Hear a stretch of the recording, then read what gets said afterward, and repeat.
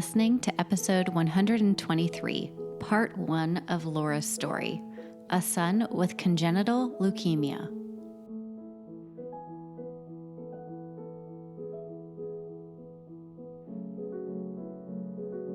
Hello, my friends. I'm so happy that you're here today. I had to turn this conversation into 2 episodes. Number 1, because the more time I get with Laura Weiss, the better my life is going to be. So really, this is just for me personally.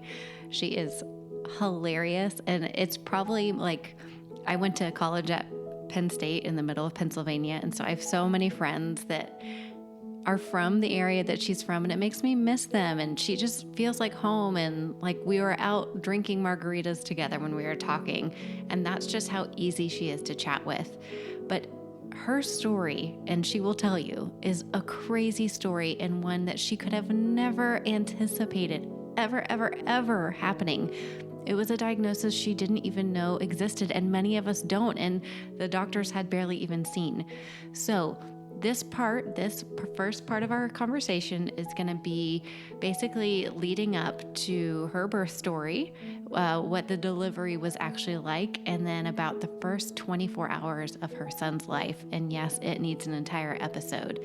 So please listen, please share. What she has gone through is so important, and for other parents especially that are kind of felt like you're punched in the face with this information, you're going to want to hear Laura speak, because it's just like you're chatting with a friend.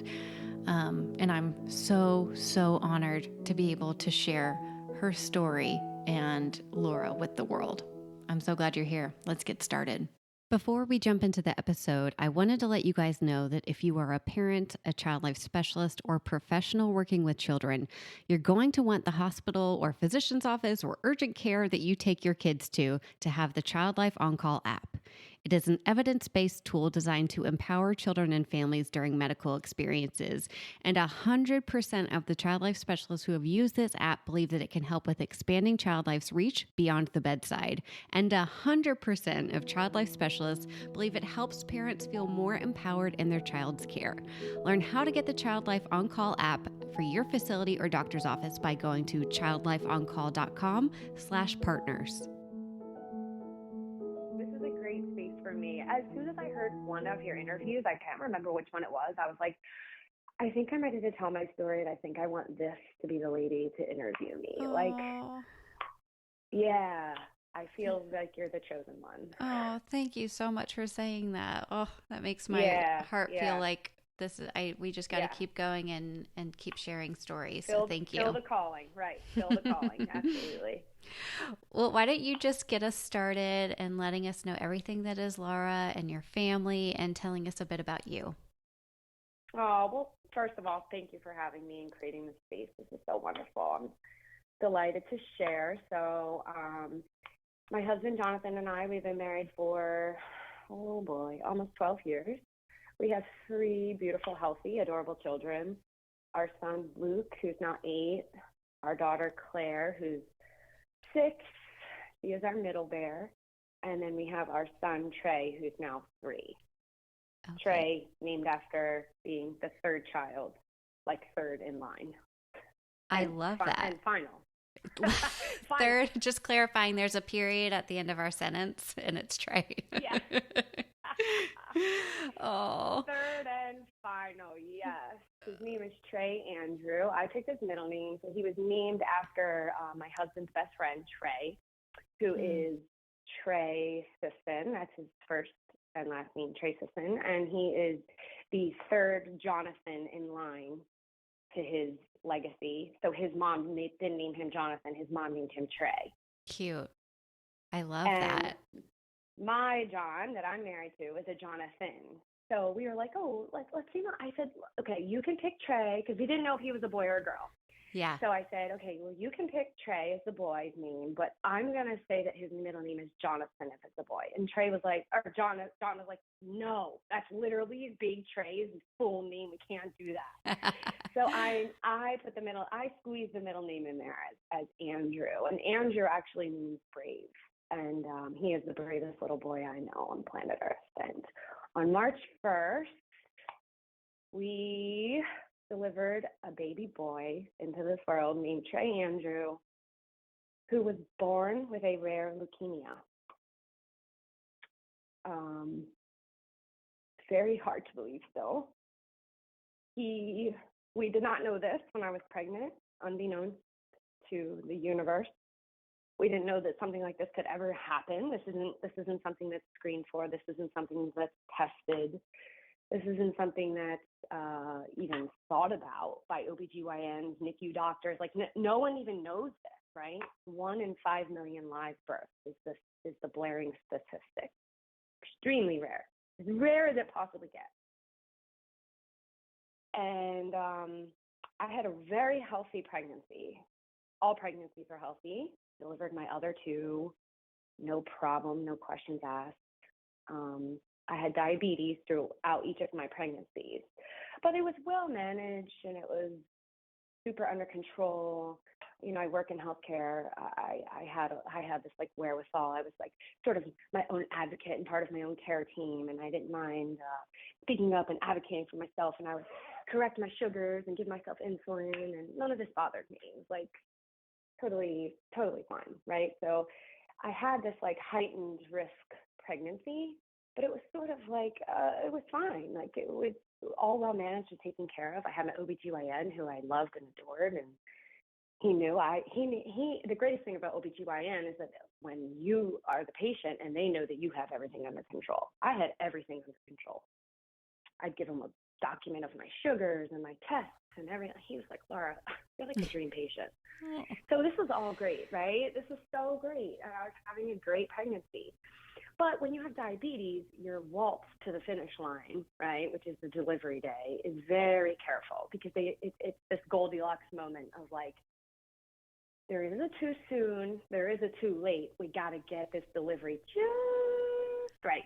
Right. So Dr. O'Mara, my OBGYN, he had me in for my routine testing at the end of my pregnancy, which you know is like the NST test at the end where they like monitor the baby's heart rate and kick counts and all these things. I was going every Tuesday and Friday at the end of my pregnancy.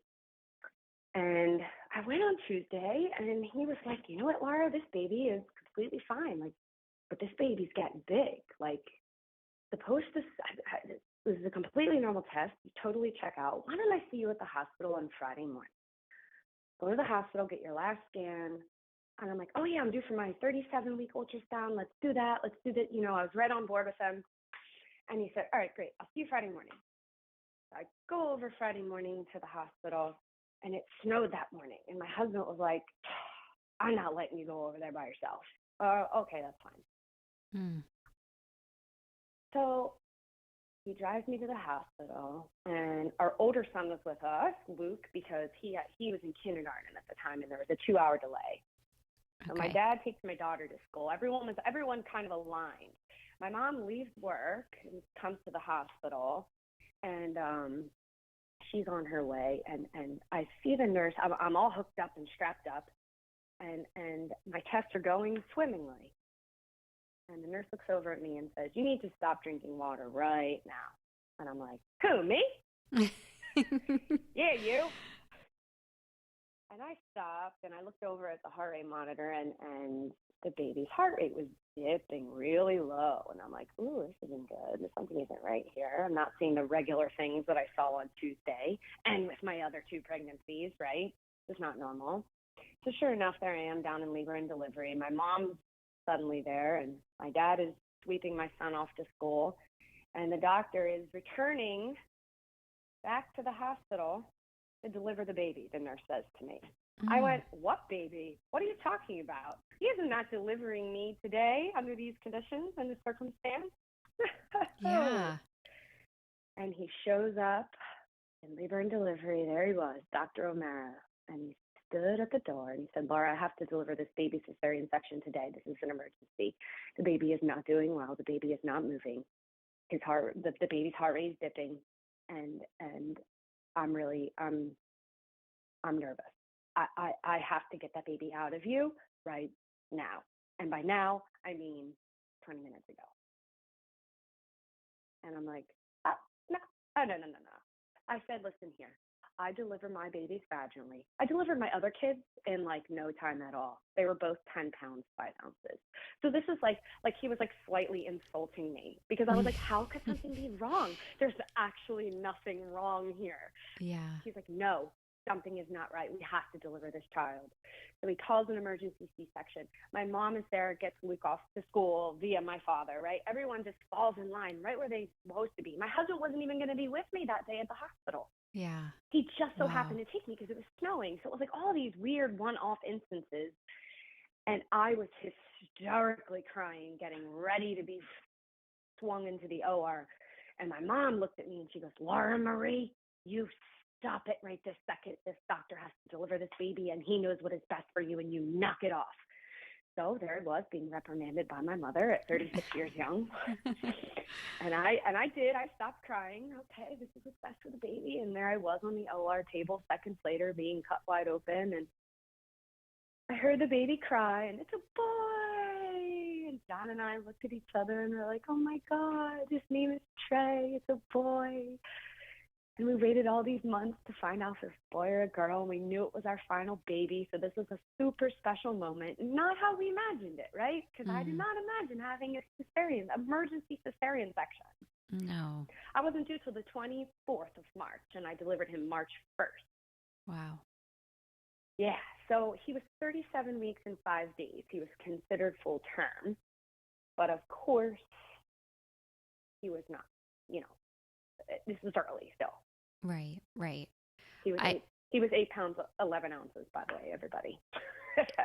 That's still a very big baby for 37 weeks. Yeah. I gave birth to big babies. Yeah. My other two were 10 pounds, 5 ounces. No problem. Had them right out. No time. Oh. What would be hard is like that Monday meeting, like everything's good, that Monday scan, then it was Tuesday before the Tuesday, yeah, not even for it, like, oh my gosh, yeah. And then Friday everything is different. Yeah, Friday, my whole entire life, every aspect of my life, my being, my physical, emotional, mental, financial, my marriage, my kids, my parents, our whole, and then layers of their lives, right? Everything was like a domino effect. It was like a ripple effect. All just came tumbling down, and I still didn't even know it while laying on the OR table. I still had no idea. No clue. So they whisked the baby. The baby was born, right? It's a boy. We had this joyous moment. John and I were like melting down. It's a boy, a baby boy. Oh my God, oh my God. And so the doctor came up to me and he was like all in his OR scrubs, so you couldn't really see me. He's like, we're going to take the baby to the NICU and make sure everything's okay. Mom will be back down. And I'm like, you know what? Okay, that's fine. He's my third. I know that he will live and be just fine. He knows who mommy is. Right. So my husband stayed with me for the rest of the operation, which was not that long. They just zip you right up. And I'm in the recovery unit, and John comes down, and he comes around the corner, and he's hysterically crying. Now, he had just been up in the NICU with the baby. And I'm like, what's wrong? And he started crying. He said, the baby's really sick. The baby's sick. And I said, okay, that's fine. We can navigate this. We'll be okay. Like, our older son, Luke, he was born with low blood sugar, and he had to be like rushed to the NICU for what felt like life-threatening events at the time, but it wasn't really that big of a deal. It just was like a very temporary 2-3 day thing. Sure. Looking back. But it was still awful and traumatizing. And I said, it'll be okay. Luke had to go to the NICU for a couple days. It's okay, John. And now here I am consoling him, and I just got out of surgery. I'm laid up in the recovery. Yeah. Being the definition of being a mother is just giving, right? So here I am taking care of him, and he's like, no, Laura, no, something's really wrong. And I'm going to be honest with you. When I was like in a complete transparent moment, looking back, they pulled like the drape down in the operating room, and the doctor was like, it's a boy, and they whisked him away, and we had that magical moment. And John was still sitting by my side, and I said something isn't right. I had this feeling and this chest pain and this shoulder pressure. And I knew in my heart something was not right. I didn't know what, right? I didn't know what. I don't have a crystal ball, but I knew something wasn't right. But I at least thought it was navigatable at the time. Thought it was all, it could be solved. Whatever the problem was, it could be solved. I had this wherewithal. I'm consoling him. We're in the recovery unit. I have a colleague by my bed, the OBGYN by my bed, and the NICU doctor comes in. And he starts getting all red and getting upset. And he's The NICU doctor does? Yes, the NICU doctor comes in, and everyone kind of assembles by my bed, and everyone's being very quiet, solemn. And he takes a deep breath, and he says, Laura, I have some interesting news, and I don't know how to tell you this. I've never seen this before. He said, I've never seen this before. I've been a NICU doctor for 25 years, 25 years. Yeah. And I love him with my whole heart because he said some really important words that I'll never forget in these next couple sentences. And he said, I'm really just not sure, though. We pulled the baby's blood because he presented as anemic, right? He looked sort of like a marbled blueberry muffin. Like he looked very blue and marbled, spotty. His skin, like underneath, like he looked bruised. So I thought he was anemic, which means he would need probably some blood transfusions and recover just fine. But I pulled his blood and I tested it, and his white blood cell count was over 400,000. 400,000. And then I pulled it again, and I had the type of white blood cells. Like I had the white blood cells like typed, like what type of white blood cells are we talking here? And then it was 430,000. Yeah. He said, and it was really immature white blood cells, like fast forming immature, and the only thing I can think of right now is that it's leukemia. And I was like, whoa, I think you have the wrong person because the baby I just delivered was fine and healthy. I think you have the wrong person. And he was like, no, I don't.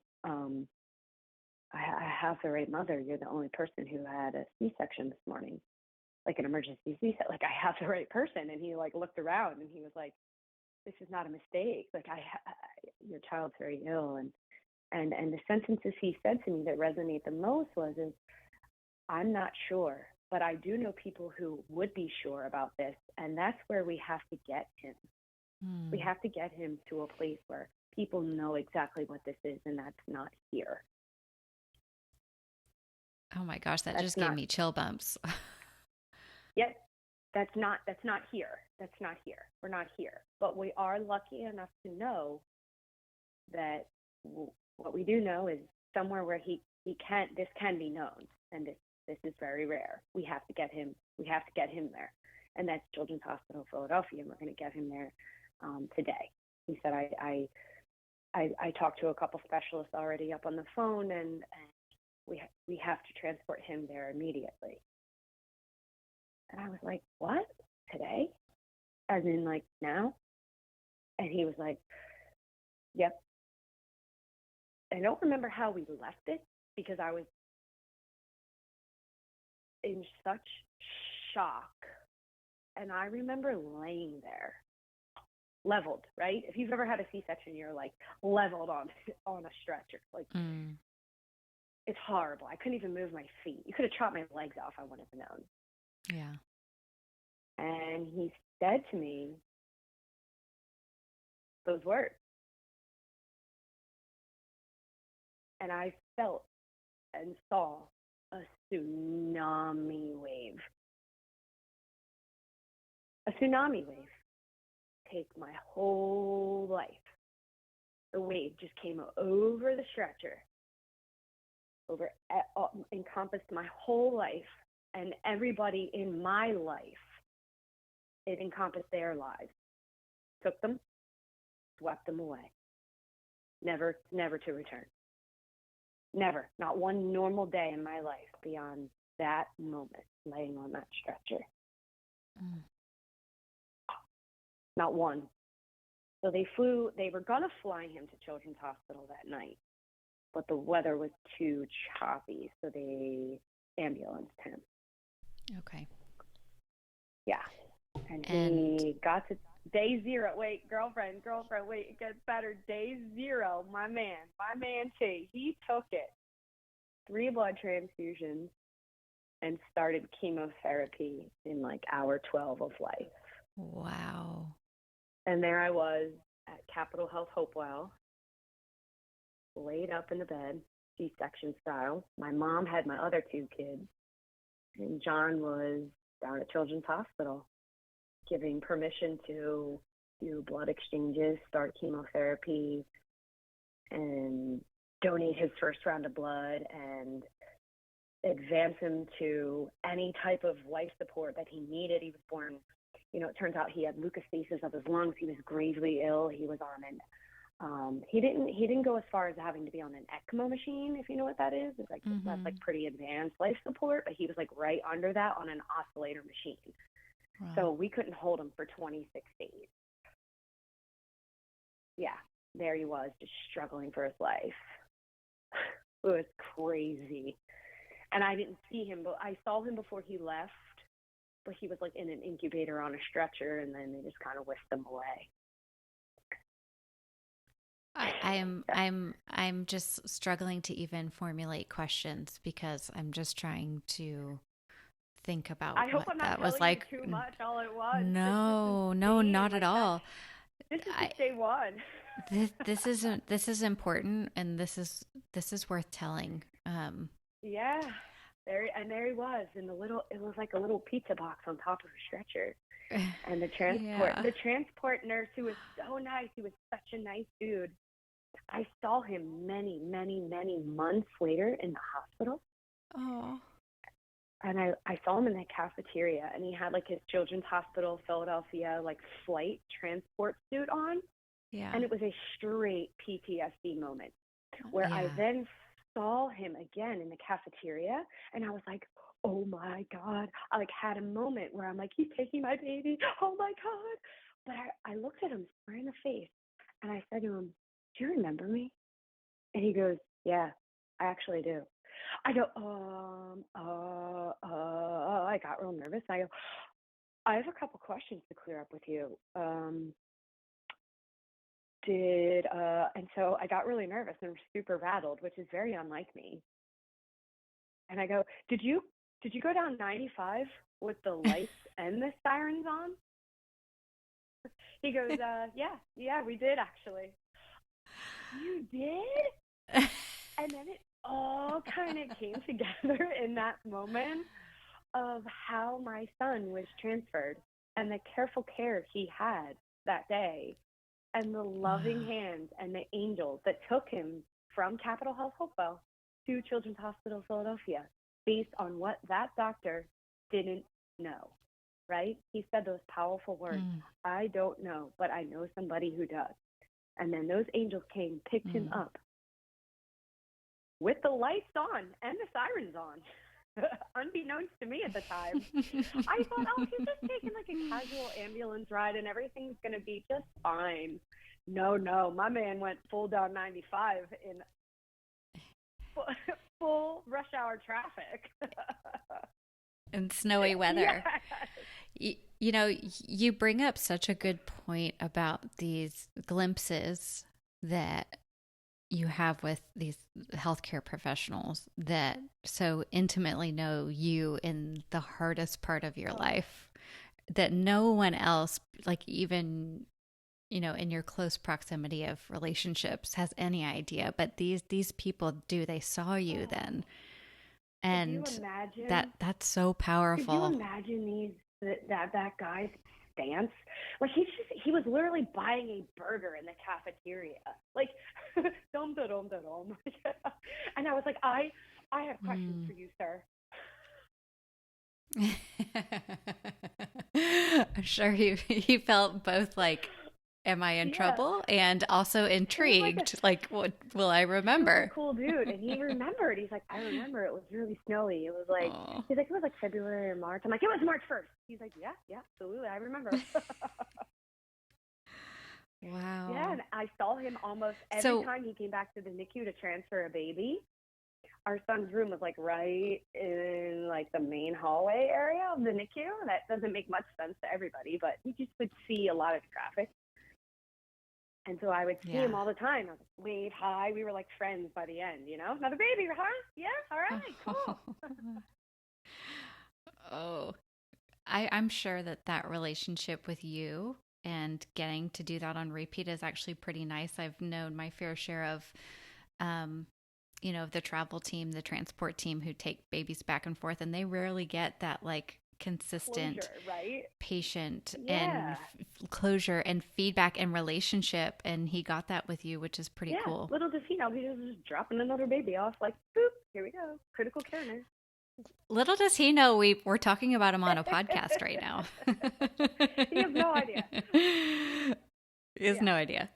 So walk us through, just this. So you had the separation, which is everything I'm about to say is Oh, unimaginable. So the separation, the news that your child has leukemia without even having been in the world for a day, is transported to another facility, and you're recovering from a C-section.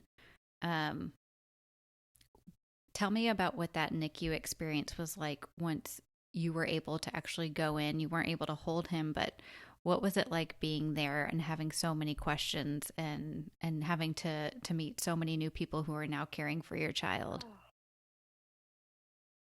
oh my God. It was the most heart-wrenching thing on planet Earth. And I remember when John took me to the NICU for the first time and he wheeled me around the corner and I saw him and I saw him hooked up to the oscillator machine and his chest was moving up and down so synthetically. His belly was all extended and he had a million wires hooked up to him and they were using his umbilical cord as like access, like vein access and artery access. I felt so ripped off. God damn it, it was raw and real. I felt so gypped and jaded. What did I ever do that was so wrong? And like, what did I ever do to deserve this? A baby with leukemia and nobody knew it? Nothing? How? How is that possible? How did I meet these statistics? How did he meet these statistics? Why isn't it me? And John wheeled me up to him and I couldn't even stand up. I couldn't stand up. I had to stay in the wheelchair. And I said, hi, buddy. Hi, Trey. And I remember the nurses were like standing around him, caring for his every breath, his every waking second, his every beep on the monitor, his every blood pressure, his every blip, everything. Let's just give it up to those NICU nurses real quick. Like, I know I'm having a raw emotional moment here, but let's just give it up to them because they're the ones who really kept me alive. And I'm going to tell you why in a second. Just like hearing the sounds and the smells and just seeing him in this warmer hooked up to all of these things. Like, you just didn't know where to touch first to rip it all off, to free him of this moment. And then comes the moment of, am I doing the right thing? Will he survive? Did we choose life for him? Did we have an option? Was there an option here? Because I don't know. I didn't know if I was strong enough to withstand losing, right? And you think about that in this moment. You think about that. Who chose this for me? Why? Why me? What happened? It was so wrong. And then I asked the nurses, like, have you guys ever seen this before? And they're like, actually, we haven't. This is our first congenital leukemia patients. So it was them. I was looking for hope, and they just said that there's all the hope in the world. You're in the best place possible. We've treated leukemia, congenital leukemia here before, but this little boy is very sick. So he was like this hybrid patient where he was an oncology patient immediately, but he was also like a high level acuity NICU candidate where he was on this high level of life support and he needed to be taken care of on this in this like high intense 24/7 environment. So I got to go down and see him. He was born on a Friday morning. I got to go down and see him on Sunday. And through the bumpy car ride and the wheelchair ride. Oh, nothing quite like it after a fresh C-section. No, those bumps. Yeah. But I was like, oh. But I was like, I have to see my son. Like, that just goes to show you, like, there's no pain on planet Earth. It's like, I need my baby. I need my son. Like, yeah. And so at this true. point, I'm like, I would turn to my husband and just look at him and go, did I deliver a baby? Did I deliver him? Where is he? Yeah. Where is he? Right. And I looked at my mom with pain and I said, I think I had a baby. And she would go, Laura, you did. And she would just cry and cry. We would hold each other and cry. Like, how is this possible? How is this possible? How is this fathomable? And I would just say, he didn't come out of my body, did he? And in like the weeks following, in the months following, I would have like false labor pains, and I would have these dreams of like having a baby, and I'd wake John up and be like, my water broke, I think we need to go to the hospital. And he's like, what? Like, and these things still happen, but I can cope with them a little bit better. But the raw emotions of that, like I didn't even believe it. He came out of me at one point, and then there he was in this tiny baby incubator, and he had like a flock of earth angels taking care of him 24/7 who were just as unsure as I was, but they never led on to that. And I'm going to tell you one pinnacle moment that saved my life on that very first day when we went to go see him in the NICU. It was a very sweet physician's assistant who took care of Trey the entire length of his stay. And they rounded on him, and they were talking all these talks, and he has heart issues, and he has lung issues, and he has all the, oh my God, he was just like a hot mess. He was a hot choo-choo mess. He had so many things going on. But I felt in my heart that I felt very spiritual about it, that I was dealt a very bad card. But someone somewhere, a higher up, was going to let me turn this around if I just recognized it and owned it.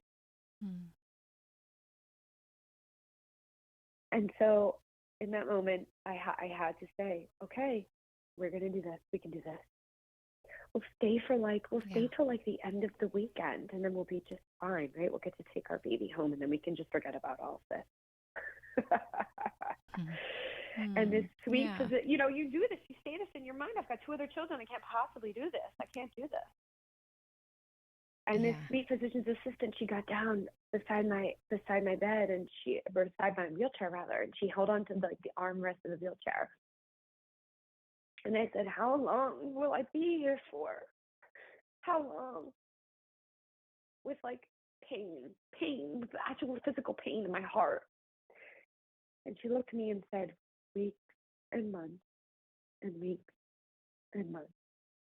And what you need to do today is survive this moment, and you need to draw a boundary, and you need to let us do our job here. And your job is to go home and take care of yourself.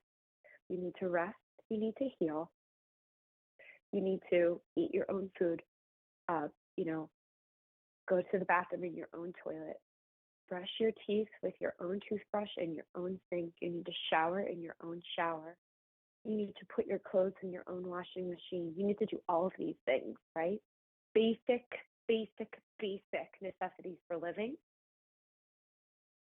You're lucky enough that you live close enough, and you have the support at home, and you have the support here for your son.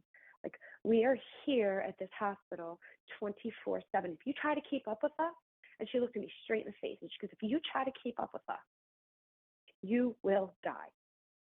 You will die. We don't want you to die. We need you. But right now, you need to take care of yourself first.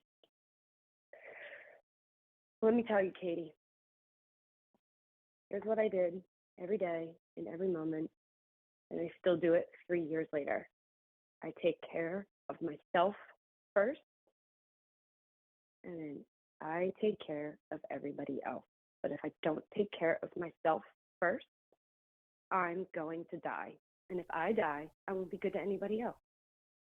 I have lived that lesson, those words she said to me, I have lived that every single day. Wow. Every day. Were you able to receive that at that moment? Did that click for you? For me. And you thought, she's right? I had to do something. I had to receive some piece of information. Because at this point, my sanity was just slipping away. Like, and I was getting angry. I was like, I was so angry. She said, and when you go home today, you will feel better and come back better tomorrow, and you'll be better for him. And then tomorrow, when you are done, you go home and you will come back the next day better for him. And you'll be able to stay for longer. And a big piece of this for me too was like my breast milk coming in, right? Right. Yeah. Like, no pressure. No pressure. You just got a baby ripped out of you, 10 of life stressors just thrown at you. And at this point, I was thinking I'm probably going to have to either plan my funeral ahead of time or his funeral ahead of time or someone's funeral ahead of time, because someone's going to die here. No one's surviving this. Right. Like, I'm serious. I'm serious. That's how I really felt. Yeah. And she was as that level. She was honest as could be with me. She's like, take a look around you. And I work in healthcare. I know the energy it takes to take care of somebody, not to the level they were doing. Like I said, they're earth angels. But I could imagine. So that was helpful. That was a helpful piece. I could imagine that level of acuity and that energy and that, I mean, those nurses, man, they cook. They're intense. They'll cut your throat and not even wait till you're looking. One of the things I like about what she said was like she gave you very specific things to do. And sometimes you need that direction. Like, somebody just tell me what to do. That is like I can't think for myself right now. That is the most socially intelligent thing you could say, because I have this like, I was walking with Trey this morning in the stroller, and there's just nothing more therapeutic for me. And he almost doesn't fit in the stroller. And if one more person in my neighborhood tells me that, I'm going to politely tell them to mind their own business. Thanks for your feedback. Thanks for your feedback. But he still fits as of today. So enjoy the rest of your walk, because I'm going to enjoy the rest of my walk. And if his feet don't fit in the stroller, I'm great with that. Okay? He's still my baby. Thanks. Have a nice day. No, it's just too funny. But yeah, it's just, people used to ask me all the time, what can I do for you? Please tell me something I can do for you. I would do anything for you. Just please let me know. And for any parent out there that's suffering, I mean, we're suffering at the bottom of the ocean, clinging to a dirty coffee straw with bricks tied around our ankles. And you're asking me to think of something I need from you? Not helpful. Yeah. Not helpful. I'm not going to ask you to pick up my dry cleaning in the middle of this crisis moment. Crisis. This is the definition of crisis. The tsunami wave. Remember the tsunami wave of me in the stretcher? Now I've been sucked under, and I'm at the bottom of the ocean. Think of something. I don't know. What was helpful? What was helpful in those moments? I'll tell you what was very helpful in that moment. People doing things and taking action under their own guise and giving themselves grace in their moment to help me without my guidance. So here's a perfect example. I have an army of girlfriends who are quite possibly the best humans on planet Earth. If I asked them, if I told them I needed money, they would rob a bank with me. If I told them I wanted they would. There's no question as to what are these are my best friends on planet Earth, and they know me and they know my soul. And I know a lot of people who reached out who did the right thing, who didn't know me and know my soul, who just gave in a very unbridled way. And that was right too. Right. But the right thing to do and the right thing to always receive was just something that the person gave from their heart and gave themselves grace with. So like my girlfriend Jenna, she's really great on the computer and she's super organized, and she's she's like, Laura, I'm going to make a meal chain for you and no chicken, and they're going to drop it at the front door and not say a word to you. And like, she had all my specifics down and she didn't ask if she could do it. She just did it, and she knew it was helpful, and she put a cooler out front, and she didn't make any of this my problem because I couldn't possibly think. Right. I couldn't possibly. And Katie, it's really weird. I'm about to tell you too. I suffered from the ability. I lost my ability to write. I couldn't hold a pen in my hand and write something.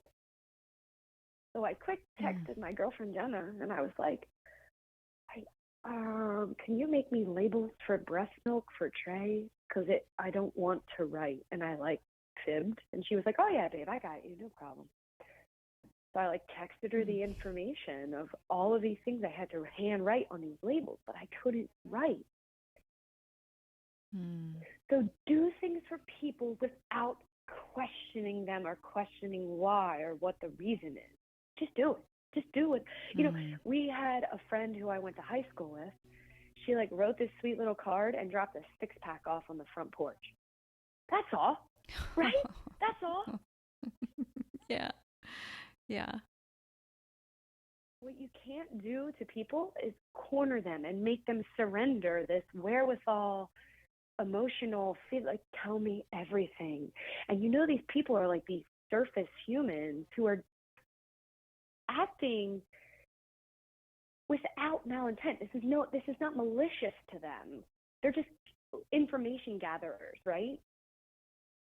So they can turn around and sort of reiterate what you're going through because that's important to them and that's how they function. But sometimes you just can't get on that level. Right. We all know a gossip queen. We all know somebody who's just talking to talk. We all know that. But sometimes you just have to push past those people. And you just have to function. Yeah. You do. But what's helpful is just give it in that moment, just giving to people. And if you are the person who's giving to the person who is in that acute distress, traumatic situation, crisis, i.e. me in this conversation, just give from your heart. Truthfully. Those were the best things to receive. Yeah. Things. Right. I'm not going to tell you a gift card is great. Get me a gift card to Wawa. I'm not going to turn around and tell you that. Yeah. I can't even think for myself. Right. I don't even know. I can't think for you. And I think what I hear you saying is the point is not necessarily to help. The point is to just be there. It's that support that you can tangibly feel or see. I can't tell you how many. The helping is nice and the helping is extra, but it's just the heartfelt part. Yes. And my mom and I used to say this out loud. My mom and I were so deeply affected by this. We used to be just do the thing if you want to do the thing. Don't make our piece to this exhausting. Sure. I feel that. I feel that on so many levels in life. We're already at a level of exhaustion. remember, I'm at the bottom of the ocean with 2 cinder bricks tied to my ankles, and you're going to ask me, yeah. But then again, it's like you don't want to come from an ungrateful spot, but you just don't have time for it. You're very grateful, but Right. when you're in that, when that person's in that crisis moment, the other person just has to act. That was the best thing for us. So this is where we're going to pause on the episode today. And then there will be a part 2 where we can hear more of Laura's story. It's important. It is a long one, but this level of detail is really important for Laura to share and for us to listen to and connect with, because there's so many different pieces and parts to her story. So hold on tight. We're going to have a part 2 so that you can hear the end of Laura's story, which we all know is not the end. It is the middle, right? Because our stories continue to go on. Thanks so much for being here today. Thank you for listening to the Child Life On Call podcast. I'm your host, Katie Taylor, and you can follow us at Child Life On Call on Facebook, Twitter, and Instagram. Please rate and review to make it easier for other families to find us. We have cute merch available at www.bonfire.com/store/childlifeoncall, and you can listen to more episodes and find resources at childlifepodcast.com.